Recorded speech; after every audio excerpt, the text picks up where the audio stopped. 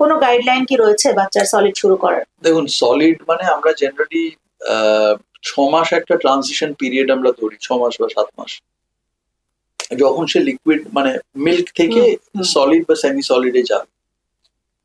এখন এই সময়ের সব থেকে ভালো খাবার হচ্ছে সে যদি বাড়ির খাবার, অর্থাৎ বাড়ির ভাত হোক, বাড়ির ভেজিটেবলস হোক, ডাল হোক, একটা চিকেন স্যুপ হোক, এগুলোকে একটা পরেজ টাইপের হোক, এগুলো কিন্তু সে বাড়ির খাবারটাই আইডিয়ালি তাকে দিয়ে আমরা যদি স্টার্ট করি, এটাই আগে ছিল।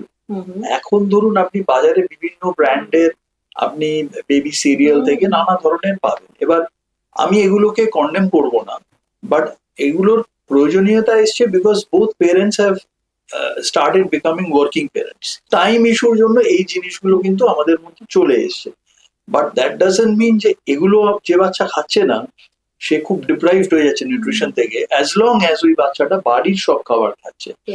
অর্থাৎ আমি যেগুলো বললাম আপনাকে, ভাত হোক, ভেজিটেবল স্যুপ হোক, সবজি হোক, চিকেন স্যুপ, ডাল, পরেজ, এই বাড়ির যে রান্না, এইগুলোই যদি সে বাচ্চা খায়, ধরুন রুটির যে উপরের নরম পাতলা অংশটা, সেই অংশটা সে খেতে পারে, একটা কিছু একটা চিকেন স্যুপে বা কিছু দিয়ে একটা লেয়ার মতো সফট হলো, সেটা সে খেতে পারে।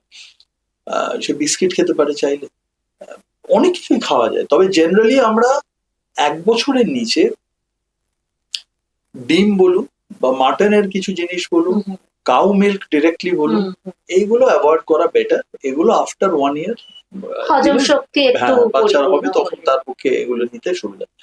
আদারওয়াইজ আমি বলবো বাড়ির যা রান্না, সেই সব রান্নাই কিন্তু বাচ্চাকে দেয়া যায় পরিমাণ মতো।